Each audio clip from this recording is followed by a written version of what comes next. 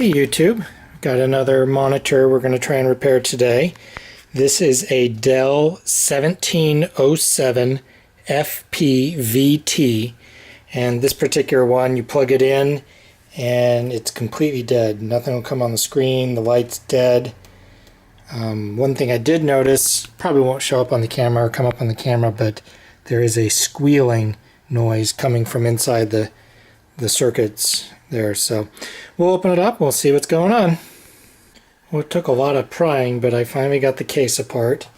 Now, one thing I learned, so when you look at the case, there's a silver trim around it, and then there's the black bezel in front and a black piece on back.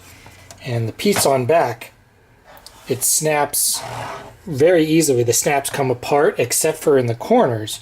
So my first thought was this back panel will come off just because of how easy it was, but there are screws holding that back piece onto this silver bezel. So to get this monitor apart, you definitely have to remove the front piece, which was not easy to get in there.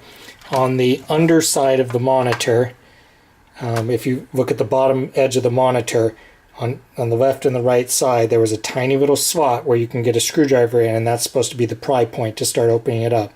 So take the bezel off, not the back, and then here's what we've got. So we'll go ahead and take the cage apart and see what the circuit board looks like. Well, this had to be one of the more difficult monitors to get apart, just to get this cage out. So this cage is screwed in all four corners to the screen itself.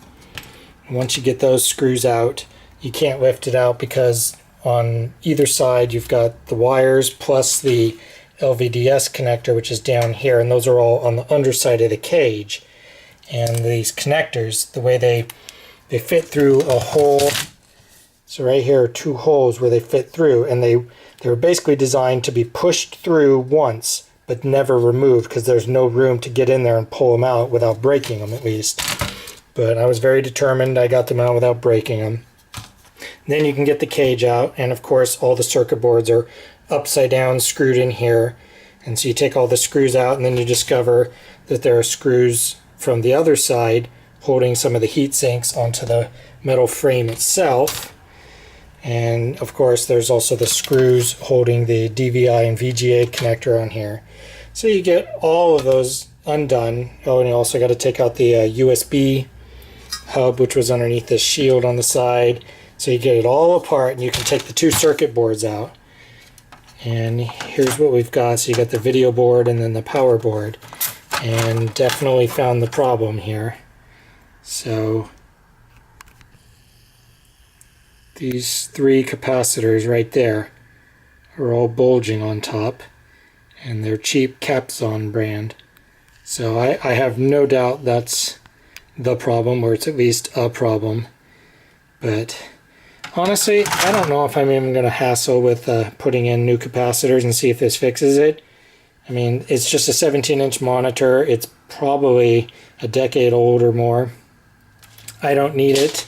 So I think I'm just going to chuck this into the e-waste bin and just consider this to be a teardown. But, you know, surprise, surprise, the problem was capacitors in there. And yeah, this monitor was definitely a beast to open up and work on. So anyway, I'm just going to call it right there. I still hope you enjoyed it. Thanks for watching.